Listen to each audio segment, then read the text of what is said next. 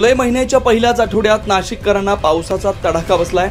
सलग 12 तासांहून अधिक काळ मुसळधार पावसानं शहराची झोप उडवली आहे। गंगापूर धरण पाणलोट क्षेत्रात पावसाची संततधार सुरू असतानाच धरणातून गोदावरी नदी पात्रात 4500 क्युसेकनं पाण्याचा विसर्ग सुरू आहे।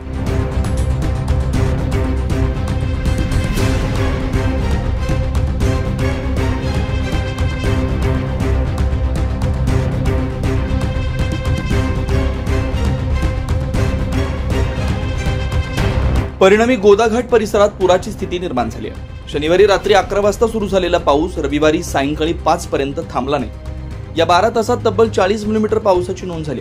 परिणामी नाशिक शहरातील प्रमुख रस्त्यांवर पाणी साचलंय।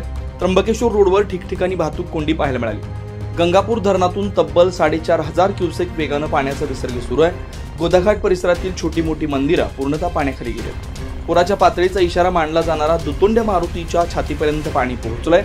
आषाढी एकादशी निमित्त दर्शनासाठी बाहेर पडलेल्या भाविकांना तसेच रविवारी खरेदीसाठी बाहेर पडलेल्या नागरिकांना मोठ्या अडचणींना सामोरं जावं लागलं। वाहन रस्त्यात अडकली आणि अनेक ठिकाणी पाण्यातून वाट काढावी लागली। स्थानिक प्रशासनानं गोदावरी नदीकाठी राहणाऱ्या नागरिकांना सतर्कतेचा इशारा दिला।